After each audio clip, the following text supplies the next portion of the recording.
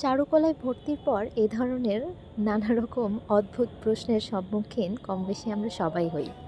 রাজশাহী বিশ্ববিদ্যালয়ের ১২টি অনুষদের মধ্যে অন্যতম অনুষদ হলো চারুকলা অনুষদ। এটি বিভাগ নয় বা এটি কোনো আর্ট কলেজ নয়, এটি রাজশাহী বিশ্ববিদ্যালয়ের একটি স্বতন্ত্র অনুষদ।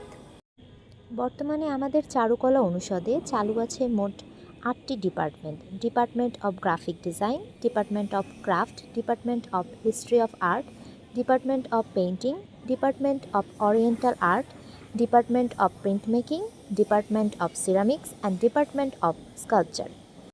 আমি পড়াশোনা করছি রাজশাহী বিশ্ববিদ্যালয়ের চারুকলা অনুষদের ভাস্কর্য বিভাগে, অর্থাৎ স্কাল্পচার ডিপার্টমেন্টে।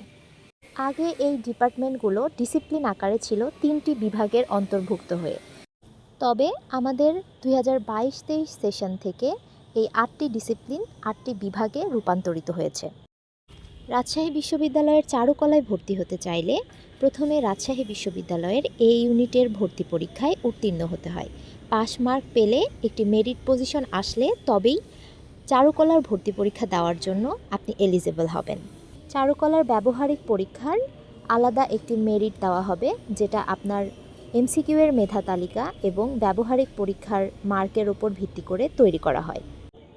আর আপনার আস্তিকতা বা নাস্তিকতা কোনোটাই কখনো কোনো নির্দিষ্ট সাবজেক্টের ওপরে নির্ভর করে না। চারুকলায় পড়লেই যে আপনি নাস্তিক হবেন বা চারুকলায় যারা পড়ে তারা যে নাস্তিক, এমন কোনোই মানে নেই। আমি আপাদমস্তকই একজন আস্তিক মানুষ, আল্লাহকে বিশ্বাস করি এবং ভরসা রাখি। জীবনে যা হবে আল্লাহর ইচ্ছাতেই হবে। আমাদের চারুকলার পড়াশোনা অধিকাংশই প্র্যাকটিক্যাল বেস। আমাদের মোট ২১ ক্রেডিটের এক সেমিস্টারে মোট ৭টি কোর্সের ৫টি কোর্সই থাকে প্র্যাকটিক্যাল এবং বাকি 2টি কোর্স থাকে থিওরি। প্র্যাকটিক্যাল কোর্সগুলোর সাধারণত সময়সীমা থাকে ৫ থেকে ৭ দিন এবং আমাদের পরীক্ষাগুলো অন্যান্য ডিপার্টমেন্টের পরীক্ষার তুলনায় একটু আলাদা।